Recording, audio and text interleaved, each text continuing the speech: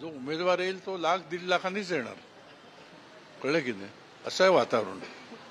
पण कुठेतरी एक तुम्ही मध्ये म्हणाला होतात की भाजपच्या अनेक गोष्टींवरती तुमची नाराजी होती किंवा जी कारवाई करतात त्याच्यावरती नाराजी, ते फॅक्टर कुठे दिसलंय का लोकांच्या मनामध्ये? कुठेतरी अमोलवरती जबरदस्ती किंवा गरज नसताना तुमचं म्हणणं होतं, ज्या पद्धतीने चौकशी केली, कारवाईचा बडगा उचलला, त्यामुळे लोकांमध्ये नाराजी होती का?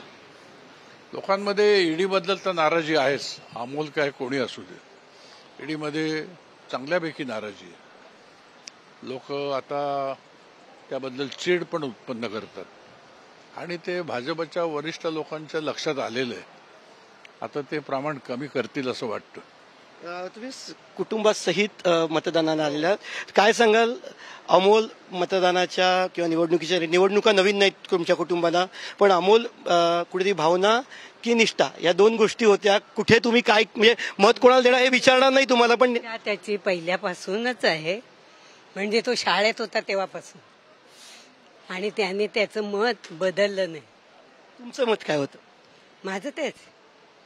मी अगदी पूर्वीपासून माझ्या वडिलांचं पण आहे. अमोलवरती मतांमधून आई म्हणून प्रेम आहेच, पण मतांमधून पण प्रेम व्यक्त केलं तुम्ही?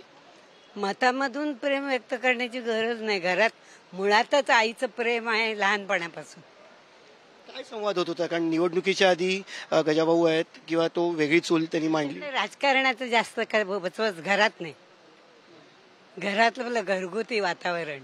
काय वाटतं 4 तारखेनंतर तुमचा मुलगा खासदार झालेला बघायला आवडेल तुम्हाला? अगदी मनापासून आई म्हणून उत्तर द्या. केव्हाही आवडणारच ना. म्हणजे जो आनंद असेल तो गगनात पण मावणार नाही.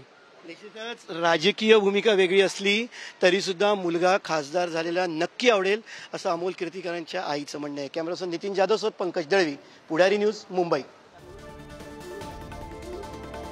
लोकांमध्ये ईडीबाबत नाराजी असल्याचं गजानन कीर्तीकर यांनी सांगितलंय आणि ईडी संदर्भातली नाराजी भाजपच्या लक्षात आली आहे. ईडीच्या कारवाया कमी होतील अशी आशा त्यांनी व्यक्त केलेली आहे.